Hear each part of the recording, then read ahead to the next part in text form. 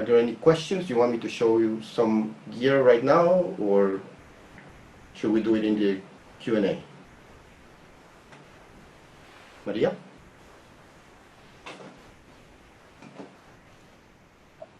У нас есть парочка вопросов, Таруса. Мы зададим их, когда позволите, после информационного блока. I think unless there's something else, probably we want to leave some time for the Q&A. So if they can ask questions, and then I can explain more related to the question.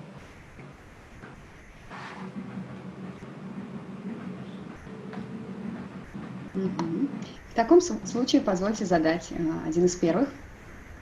Он не касается технической части. Yes. Есть такое мнение, что для того, чтобы увеличивать свои навыки, нужно выходить из зоны комфорта.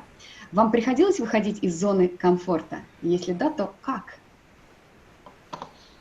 Yes.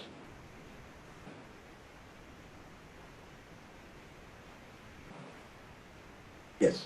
So there's two ways of maybe more than two, but there are different schools of thought on what it means to be out of your comfort zone and how you do that. Some people, they say, fake it until you make it, which means that even if you don't know how to do it and some job comes, you say, yes, I can do it, and you go and do the job, and then you figure things out there. I don't recommend that. And that's why I'm saying you need to practice. Every time, someone says, can you do this or can you do that? Of course, there's a basic technical things that and based on that, based on your experience with other jobs, you can adapt things and say, yeah, I did something similar, so I think I can do this. But when it's something completely new, for example, during this pandemic, something that I've started doing, and this is why we're doing this, switching with the cameras now, is I started streaming. Learning to stream, but I didn't do it as a job. I just started to learn how to stream. That's something that I never did before. I worked in a TV station and we were sending programs directly, but it was so far, I always shoot, edit, and then give it to someone. And then the streaming part was not my job. So now I've learned to stream basic things. I'm still learning. So there's always a chance for you to learn something new. There's always a challenge, but instead of waiting for someone to challenge you on something new, it's much better if you challenge yourself. So you say, okay, what do I need to learn? What do I want to do? If you're a photographer and you're shooting, events, but you want to shoot, portraits, but you have no experience in portraits, then it's very hard to take a job like that. You have nothing to show. But if you start practicing portraits with your family, with your friends, then you know how to use the gear. Sometimes you go and rent a studio or you shoot at home, you learn about it. Then when the time comes, you are more or less ready. Of course, it's not the same when you're just practicing and when you're on a job, but you will have more, I don't say confidence, I say you will have enough knowledge to be able to decide whether you can take the job or not. And that is how I think about going out of your comfort zone. Anything else? Можно ли задать следующий вопрос, господин Таро-сан? Yes. Вопрос от Нины. Как у вас получилось заключить контракты с известными брендами, особенно самые первые?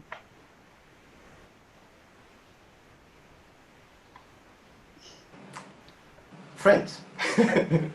So, as I said, meet people, because you can have a website. I don't really have a website. I never get jobs through a website. It's mostly word of mouth. It's someone recommending you to do the job. So I started working with one client, and that client told the other client, this guy can shoot stills, this guy can shoot video, this is what we shot last time. And then they recommend you, and then you get the next job. And then there's two people now that can recommend you, for another 2 jobs, and then there's 4 people that are going to recommend you for the next 8 jobs. So that's how it works for me. You can, I mean, I'm a completely freelancer. I'm not signed up with any agencies, but so you can sign up with an agency and, you know, have them send you jobs. But if that works for you, maybe. But for me, it's just word of mouth. I work with people. I meet people in the field. So if I am shooting stills and I meet someone is shooting video, I will meet the person and see if he's a nice videographer, not just as nice in he shoots nice video, but also he's a nice person, easy to work with. Then, you know, I will exchange contact information, and I will have someone already in my book. You know, if I need someone to shoot stills or video for me, when I can not shoot both, then I know who to call. Some jobs require 2 people or 3 people or sometimes 8 people, you know. So if you know enough people, then you can get a team and work. And then some of those people as well will need you for a job that they cannot do, and they will call you. The one thing that you need to be very careful is that when someone is asking you to do a job for them, they are not giving you their client, they're just giving you the job. So when that client calls you again, you know, make sure you contact them first, your original contact. You know, make sure you tell them, hey, you know, the person that I shot the video for you is telling me if, you know, if I can shoot a video again. And then, you know, if that person says, oh no, it's okay, I can do it, then I will basically say, sorry, you know, I am busy this day, but remember that person that recommended me, he is available. And then they can talk again. That way you don't lose your, you know, professional context, and you're not in trouble with other people because you're just taking jobs or taking clients from other people. That's not the way to work. You work as a team, even if, you know, you're not really a team because it's all independent people, but you respect that he has his clients or she has her clients, and I have my clients, and we always share jobs, not clients. Is that good enough? Спасибо. Есть еще один вопрос, он похожий, он пришел в личное сообщение. Таро-сан, как потенциальные работодатели понимают, что именно вас нужно пригласить, если у них выбор из нескольких фотографов? В чем ваши конкурентные преимущества?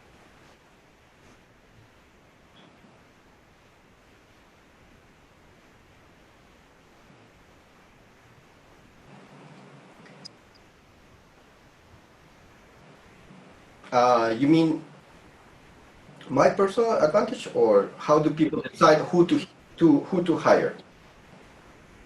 Почему заказчик должен выбрать Yes. Okay. именно? So, yes. Okay. So every job requires a different set of skills. Well, some jobs very similar set of skills, but every job requires a different set of skills sometimes. Some people specialize in events, for example.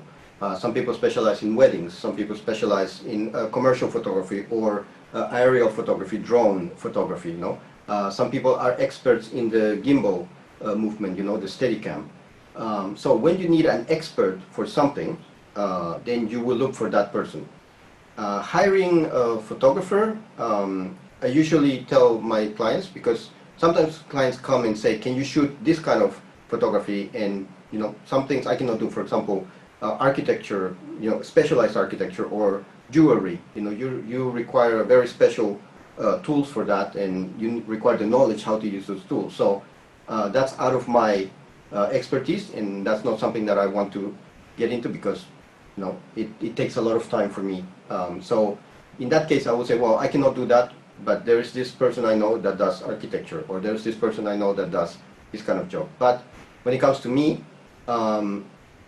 as I said, you know, if they need a photographer that can not just shoot the event quickly, or has enough knowledge to be able to shoot a portrait of the CEO and then the event where he's going to speak. Because there's 2 different things, you know. Some people are specialized in portraits, but when it comes to action, when it comes to shooting something where you have no control over what's happening, you know, it's very hard to shoot. So if you can combine certain things like that, then you have that advantage. In my case, obviously, also it's, you know, if I work with international clients, so if I'm always going to work with someone, if someone needs to interpret, like in this case, sorry, I don't speak Russian, but if someone needs to interpret, then it's going to be more time. It's going to be time consuming, and then you need more people to do the job. So in my case, if I work with clients that speak English or Portuguese or Spanish, then I can talk directly to them, and I can talk in Japanese as well, because a lot of the corporate, especially corporate, it's a lot is communication. It's how what the client wants, and you're going to shoot at a company that maybe it's from the same, they're in the same company but in different locations, and you have to make sure all the logistics, is the other location, how is it? Is it big enough, How much room do I need? Who do I talk to? Do I have to go through security? What do I need to bring? What am I allowed to bring or not allowed to bring? What time, is the room available? A lot of the times people say, okay, we have 1 hour with the president of the company, you're going to go shoot, but then you have to ask all these questions like, oh, 1 hour shooting, or you mean 1 hour in total for me to get into the room, unpack, set up my gear, shoot, and pack again and get out. If you don't ask those questions, then when the shoot happens and you think, oh, I have 1 hour to shoot, and no, you only had 1 hour to do everything.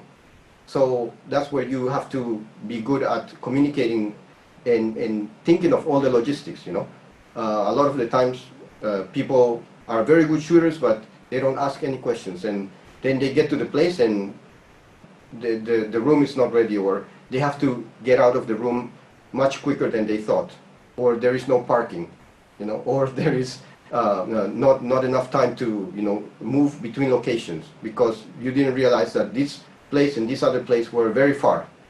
So one thing in my case is that I take care of everything. So I coordinate if they need makeup, if they need all these things. Always you have to ask the questions. Don't think that the client is going to give you the information, because they don't know. And sometimes they don't know that they need something. So that's why you offer it and you make sure. Never assume that someone knows what they need, or that they have prepared something. Always double check, always ask. Because if you assume that something is there and it's not there, it's not going to be their fault. In their eyes, it's your fault because you are the professional. That's a big difference. Was I talking too fast? Таро-сан, у нас есть еще серия вопросов. Может быть, мы вернемся к ним после того, как вы завершите вашу информационную часть. Yes. No, it's okay. We can go through the question, because if they have any questions about the gear in the back, that I can explain. But I think the basics I can show more gear, but if they have actual questions, maybe it's more interesting and they can see the gear video later and understand everything. В таком случае скажите, пожалуйста, Таро-сан, чем фотография в Японии отличается от фотографий в Европе или Америке?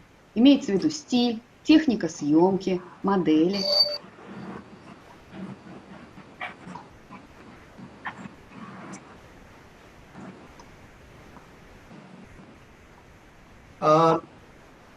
Well, it depends. It depends on what kind of photo. Obviously, the big traditionally, there's been good photography in Europe, in the US, and some in Japan. But it's more of I don't think the technique is different, because the camera is the same. It's just how you apply different techniques to different situations.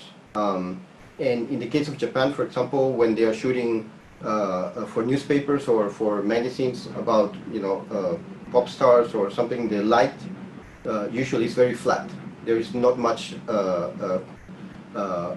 contrast in the light, because they like to show things much flatter, while in other countries, the lighting is a little bit more, there's more shadows. One thing that I think some photographers, especially maybe in Japan, like event photography or so, people always think of light as something to bring in because the room is dark. For me, I always think I will bring a light because I want to create shadows.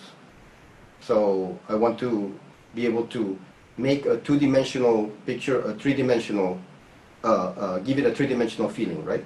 And that you do with shadows. So maybe that is a difference, but in general, I mean, nowadays with the internet and everyone looking at everybody else's work, I don't think there is a defined school like in old times, defined difference like in old times. Anything else? Таро-сан, как Yes. часто вы меняете оборудование? Покупаете ли вы каждую новую модификацию?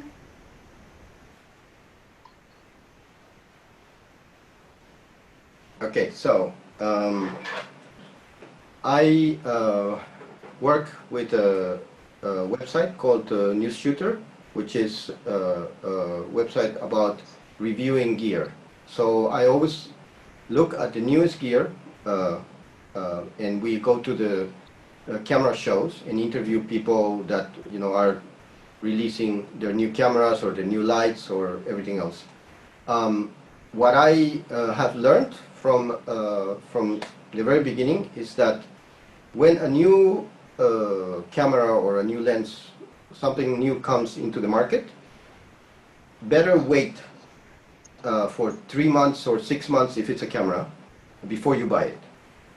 Because nowadays, in old times when it was film cameras, there wasn't that much problem, but nowadays, the firmware, like with computers, you get a firmware update to correct this problem that they didn't see and they found on the camera. And if you're using the camera for work and that problem happens and you lose your data, or something is not working in the camera and you cannot shoot something, then that is a big problem. So always wait until they have found all the bugs and they have checked and updated the firmware so that they have corrected all the problems, the little problems or sometimes big problems in the camera before you buy it. I think that is the safest way. So let others make the mistake, find the problems, and then wait. I know, we all want to buy the newest camera, but you don't need the newest camera all the time. What you need to do is you have to decide which brand you want to use and stick to one brand, because then your lenses, your flashes, all your accessories, everything you can still use. Maybe not all, but 90% of them you will be able to use with the new camera. Lenses are very expensive, but lenses last very long. So if you have a lot of lenses, don't switch between brands, because you're not going to get that much money for your used gear. It used to be that cameras in old times, when you put film, the new film will come out, and that was which made the picture look nicer. But now in the camera, it's the sensor and the processor inside the camera. So your camera is very disposable now. The camera doesn't have that much value. Digital cameras, if you buy a new camera today and in a year you want to sell it, you're not going to get half of what you paid for. In old times with still cameras, yes, you would get much more money because it was the film, not the actual camera, that made that much of the difference. So I don't buy gear, new gear as when it comes out. I don't buy every piece of new gear because obviously, I would be broke if I bought everything that comes out. So many things, so many brands, so many new gadgets that we always think, oh, I would like this or I would like that. I always think, well, first for me is, can I put it in my bag? And what do I need to take out of my bag to put this one in? And see what the advantage of that is. I recommend, if you're thinking of buying something, maybe rent it first and play with it, check if you like it. and then decide whether you want to buy it. But always wait, because besides the firmware, the other problem is sometimes the software is not ready. I remember when I bought one of my Canon DSLRs, some of the software was not able to read the files.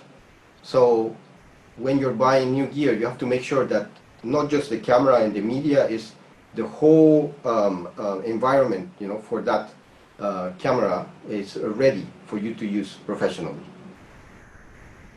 Any other question? Спасибо, Таро-сан. Следующий вопрос такой. Вы можете назвать своих 3 любимых фотографов, профессионалов?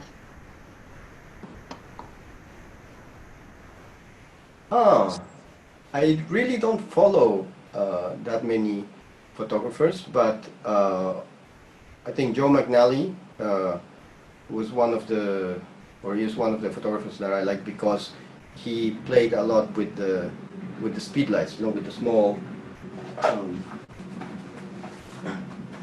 with the small flashes, and he used a lot of off-camera lighting. So, and he's one of the most versatile photographers. So he can shoot a portrait, he can shoot a nice landscape, or he can shoot art, you know, like a big machinery. He was a photographer for newspapers before, and magazines. So he's traveled a lot, and he's shot a wide variety of topics that is very hard to you know, master as good as he has. The other thing that I like about him is that I don't know how he remembers every person's name.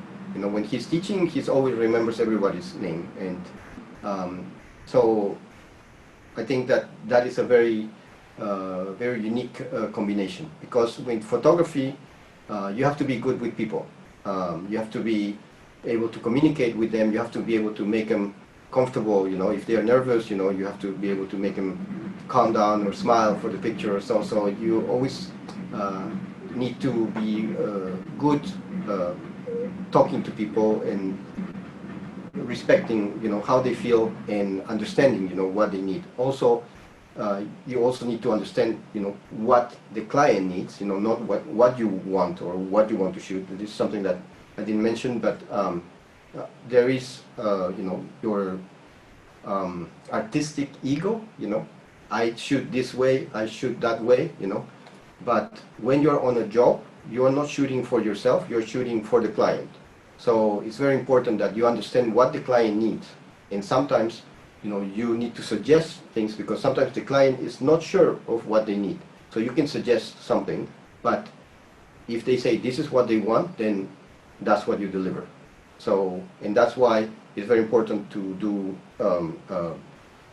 private work, you know, and to shoot, do your own shoots, you know, organize your own shoots, because not just to practice, but also to develop, you know, what you want to do, your own style, or build a portfolio for something else that you want to do. Any question? Sorry, I don't follow that many photographers, but... Спасибо за ваш ответ, Таро-сан. Скажите, пожалуйста, какую роль в фотоиндустрии играет прослойка любителей? Есть ли от них польза, или, может быть, они мешают профессионалам? Yes.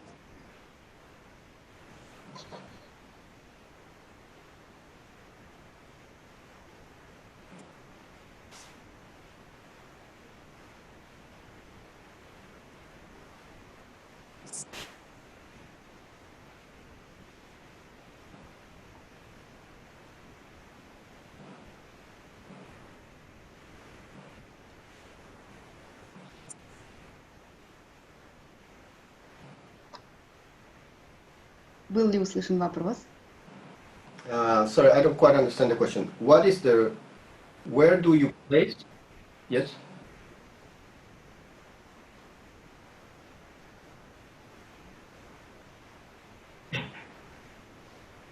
Well, I mean, we all started as amateur photographers. You know, I started photography when I was 12, 13, and that was my hobby, you know. And at some point, I started to work in a TV channel.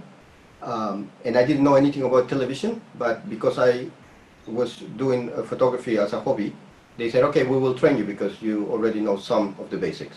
And after that, I went working with event-related companies, not just photography, it was more like event organizing and so. And later, I started doing photography again and started full-time. So we have all started as amateurs. I mean, there is no, some amateurs will become professionals, some professionals will become amateurs. So it is important to obviously have a lot of photographers doing photography as a hobby, because otherwise, first of all, there wouldn't be enough interest in developing cameras, and the cameras would be very, very expensive if only professionals would buy the camera. So one thing that digital photography has done is it has made things cheaper. Although, yes, the cameras are still expensive, they are not way cheaper than they used to be, especially video cameras. In photography, amateur photography, every amateur photographer, especially now with Instagram and Facebook and social media, the level of photography with digital, the learning curve has increased, because I mean, not increased, but the learning curve is much narrower now, because before, when I started photography, I will take pictures with film, and I will take the film to the lab and wait 1 week for the film to come back, and then I will look at my pictures, and it would cost me a lot of money because I only had 36 frames in a roll, and I had to pay to develop it and to print.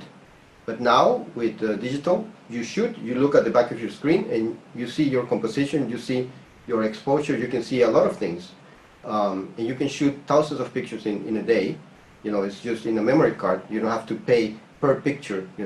So practicing is much easier now, which means that amateur photography, the level has increased. And that to photographers means, to professional photographers, that means that your own level has to increase as well. Because now amateurs are much better than they used to be. So that is an incentive, for us to keep learning, and keep creating and keep challenging ourselves, Otherwise, an amateur might take better pictures than you. Is that okay? Спасибо, Таро-сан. Вопрос задали в другой чат личным сообщением. Скажите, вспомните, какой был ваш первый профессиональный фотоаппарат и какой профессиональный аппарат вы можете посоветовать начинающему фотографу? Он сейчас здесь. Автор этого вопроса.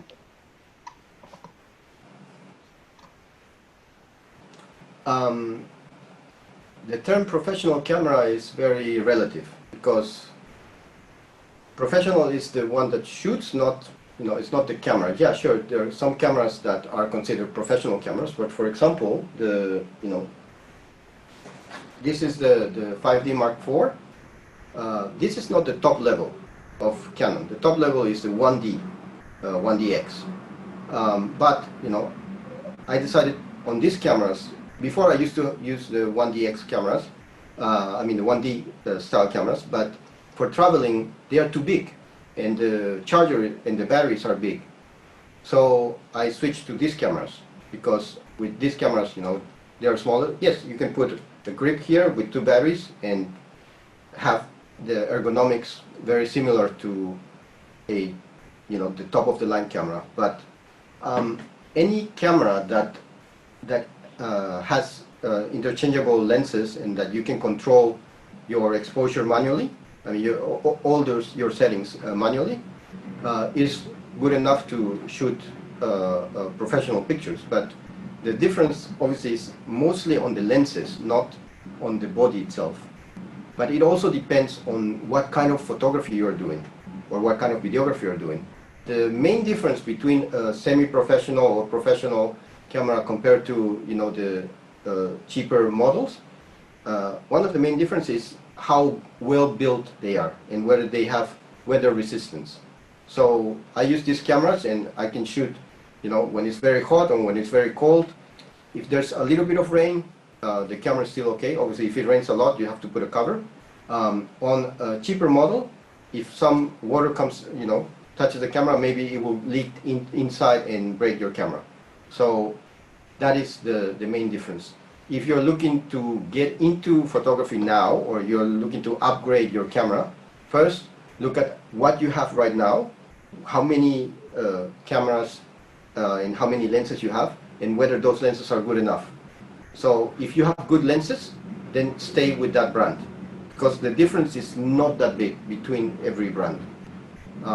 If you're going to start doing video and the camera you're using doesn't have video functions built into the camera, then maybe you want to switch to either Canon, Nikon, Sony, Fuji, But for me, the most important thing when you're deciding on a brand to use as work, it's not just what are the functions of the camera itself, but it's also the technical service.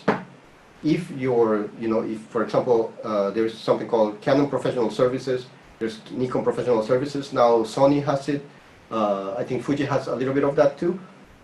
But for example, in Tokyo, Canon and Nikon, I can take this body to Canon Professional Service, and they will repair it for me. While they are repairing it, they will give me the same type of camera, the same model, for me to use while they are repairing my camera. And if it's a lens, if it's a flash, everything is like that. So that is the big advantage. So when you're looking to buy a camera and you're going to use it for work, look at the technical service available where you live, whether it's Nikon or Canon or Sony, and also look at the rental companies and see which brand they have the most. Because for example, if you're going to shoot a soccer match and you need a 600mm lens, you need to rent it.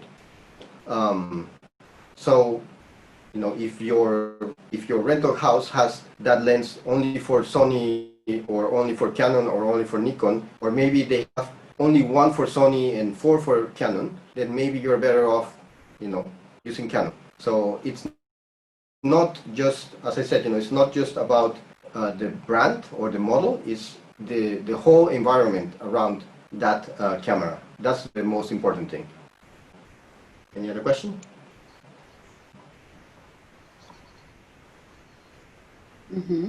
Таро-сан, скажите, пожалуйста, как вы относитесь к съемкам Time for Print? Организовывали ли вы их раньше и делаете ли сейчас?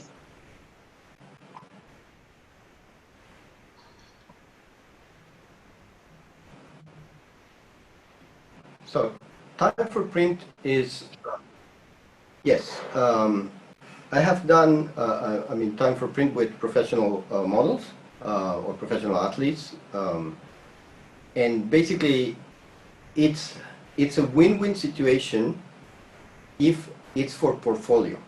So it's not a job. It's not that you're going to shoot for them to use that as for work. The Time for Print idea is that you're a professional photographer, he or she is a professional model, and there's a professional makeup artist or so, and you want to build your portfolio. You want to have pictures that you can show people to show them what you can do. So instead of you hiring a model and paying them the money to do the job for you, you tell them, I will shoot portraits of you, these kind of portraits. I will give you this many photos retouched. You can choose this many photos, and then we will only share the photos that both of us are happy with, and we will only use them for the portfolio. We will not use them to sell them to a company or to sell them on stock photography or so. That is not Time for Print. So Time for Print is a good way to practice, but you have to be careful that all the conditions are cleared before you start the shoot. So when you contact the model, or if the model contacts you, you want to make sure that they understand that this is how many pictures you are getting. You are not getting the pictures that were not retouched, or if you want to give them, that's your choice. But you have to be clear on what you're delivering to her and what she is going to give to you in terms of how many photos. And obviously when you're shooting, you have to communicate and make sure that whatever you're shooting is something that you can always, use on your portfolio or share on Instagram or so. So sometimes people say, oh, can you take a picture like this, like that? But then they say, no, I just want that for myself. They say, well, yeah, but if every picture is just for yourself, then I shot for nothing. So you want to make sure that when you're talking about time for print, you are very clear about everything you do. And you have to also, as a photographer, understand that the model is also inputting something into the photography, So it's not, yeah, sure, the copyright might be yours, but the model also helped to create that picture. So it's a collaboration. So both of you have to be happy. Both of you have to be agreeing whether that picture is going to be shared publicly or not. Anything else?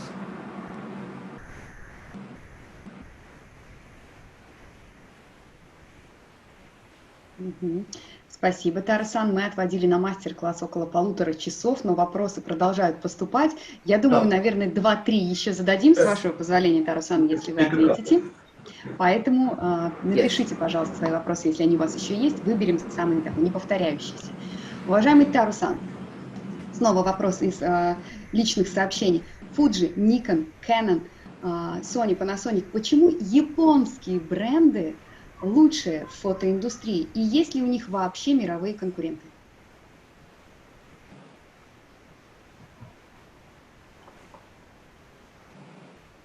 Is there any what?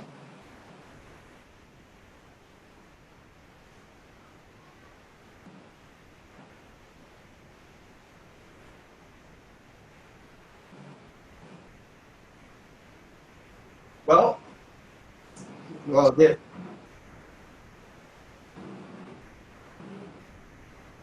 there are many in the case of photography. Of course, there's Leica and Hasselblad, which are not Japanese brands, and they are very, very good cameras. But electronics in general, has been a Japanese strength, and that's why probably most of the new cameras are coming from Canon, Fuji, and Olympus, Nikon. But there are many brands, and in case of video, there's other brands as well. Like Arri is a very, very good brand for video cameras. And then there's Reds, and now a lot of cameras also video cameras coming from China. New cameras developed in China. So it's not just the Japanese market, but yeah, I think since the 70s, in the 60s and 70s, Leica was very strong, and then Canon and Nikon started to gain market share.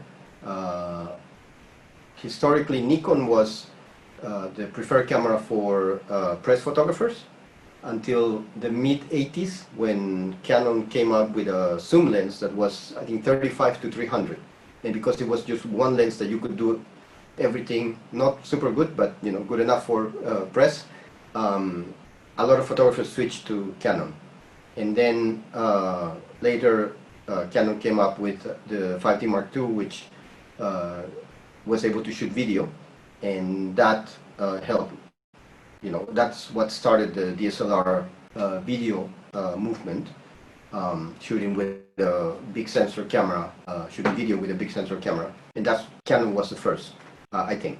And other brands followed, and it was always Canon and Nikon, and now Sony is also there. Panasonic also has some market share, but in general, yeah, Canon and Nikon are the strongest, I think. Anything else? Спасибо, Таро-сан. Вопрос такой. Что вас вдохновляет в работе больше, процесс или результат? Sorry, say that again.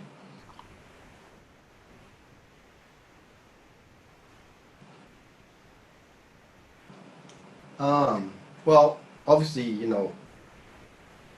you cannot be Machiavellic about photography or or anything really. So it's very important, you know, especially when you're working with clients, is that of course you have to deliver. You have to deliver the end result, but the process until you deliver that picture has to be also very pleasant. Otherwise, you know, they will not call you again.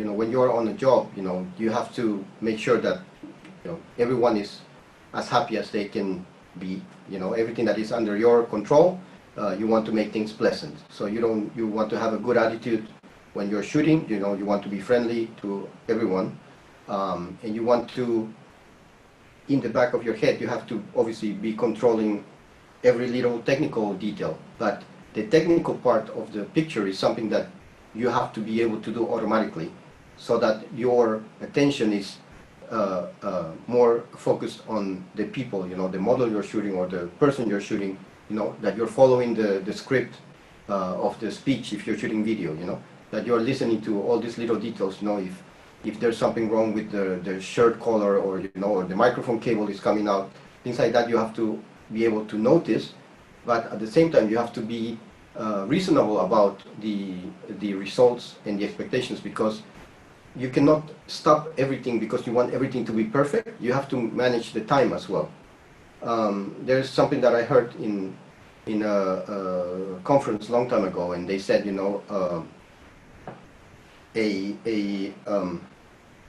when you're working, you know, a project, and you're working on a project, you know, a project, they say it's a dream with a deadline. You know, you have a deadline. You have to finish and deliver your job. So, you know, if there is no deadline, then sure, you can keep changing things, and you can keep modifying things, and you can keep adding things to your project. But when you have a deadline, you have to think, what can I do within the time that I have to finish this job? So sometimes you wish you could, you know, do more, but you don't have the time for that. So you have to optimize the time you have. So the technical things have to be automatic, and that's why you have to practice, not just know what your exposure and what your, you know, your shutter speed has to be or this, but you also have to know your camera, you know, where is in the menu, where is this setting, you know, where is that setting, you know, where is the button for this, how do I connect this or disconnect that, you know. You have to know all that so that you have more time to actually shoot, because, you know, everybody says, you know, photography is 90% moving furniture and 10% shooting, right? So you are going to spend a lot of time, you know, rearranging things so that you can shoot. But once you start shooting, you have to be fast enough with your technical skills that you don't waste time, you know, looking for how do I change this in my camera, or why is this light not working, you know. You have to learn how to troubleshoot things so that you have more time with the client, you know, and you have to deliver what they need. You have to deliver it when they need it. Anything else? Дорогие друзья, сейчас я задам Таро, пожалуй, последний вопрос. В это время вы можете написать, был ли для вас мастер-класс Таро или полезен? Будете ли вы использовать те секреты, лайфхаки, показать самую ценную для вас вещь в вашем кейсе или самую дорогую?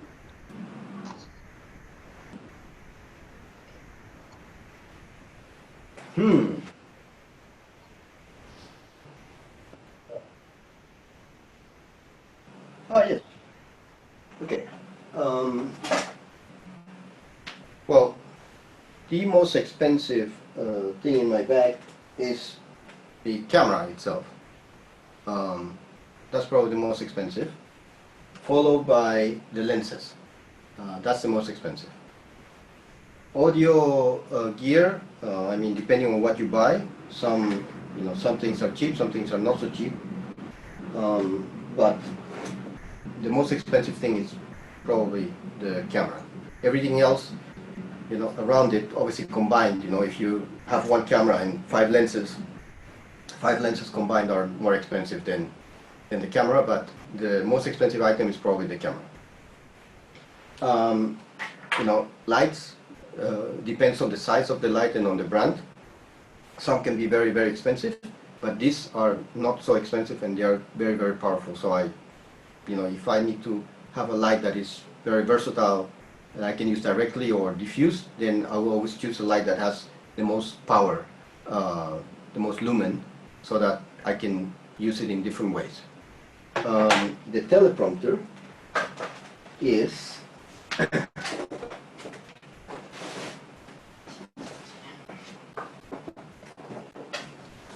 so teleprompters come in different sizes and different models, but this one I use is because it's the smallest one that I found. It's just a little case, and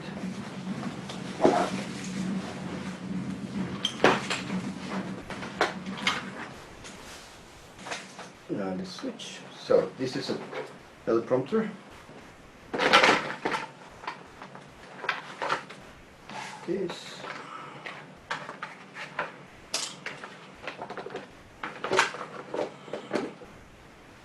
So this is teleprompter. Basically what it is a mirror, a magic mirror, and you put your camera through here. And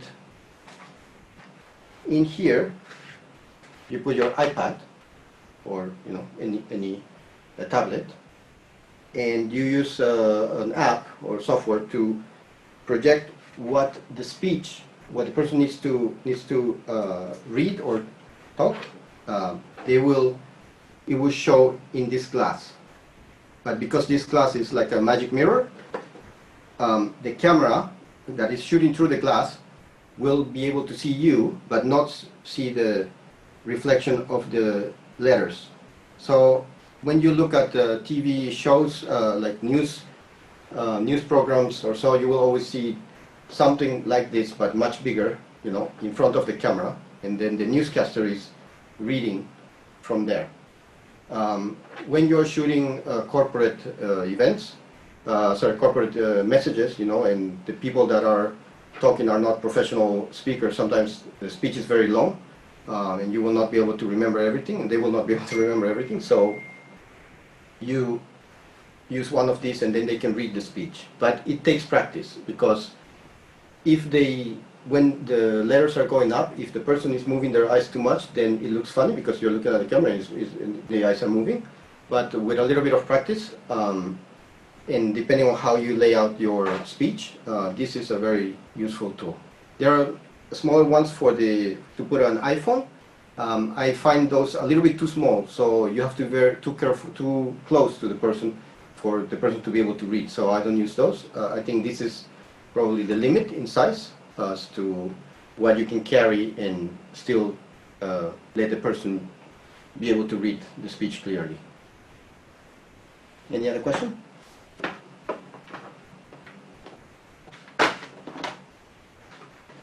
Спасибо большое, Таро-сан. Участники уже начали благодарить вас, и большинство из них подтверждают, что эта информация вся информация, которую вы дали, была для них интересной и полезной. Я этому очень рада, и мы рады всей организаторской команды. Вас было очень интересно слушать. В пиковый момент у нас было 47 уникальных участников сегодняшнего мастер-класса. Таро-сан, вы можете дать какой-то один очень серьезный, важный совет и тем, кто начинает, и тем, кто уже обосновался в профессии фотографа.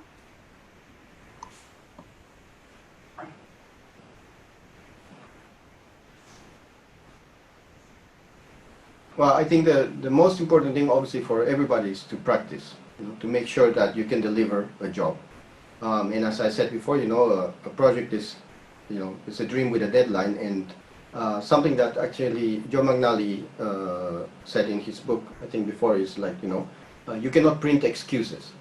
So when you're a professional, and you go to do a job, you have to come back with the photos, you have to come back with the video. You cannot say, well, I couldn't do this because of this, I couldn't do this because of that. Of course, there are times where, yes, that is the case, but just make sure that, that's the main difference, when you are a professional, is that you have to deliver results. So maybe if something happens, you have to think on the fly of an alternative of what you can do. You cannot just say, sorry, cannot do that, that's it. They will never hire you again. And if you're an amateur photographer and you're thinking of going into professional photography or video in both, just remember that you always need backup. So you need, you cannot go and do a job with just one camera, because if the camera breaks, if there's a problem, you need a backup, because if you're shooting an event, if you're shooting a wedding or something, they will not stop until you go buy one or until you go pick up one from the car. You have to have something with you all the time when you are shooting live events, so that if something happens, if some technical problem happens, you have something else with you. That's I think the most important thing, and that's also why when you budget your gear, what are you going to buy? Don't always buy the most expensive thing.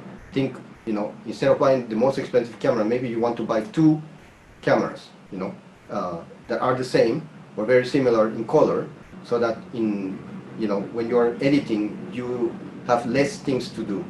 You have less work to do in post-production, because if you have a Sony camera and a Canon and a Nikon, the color is going to be different, and so every time you're going to have to adjust different things. Then each lens is going to be different, so your batteries are different, your chargers are different. So try to streamline your work so that you have more time to go out and actually shoot.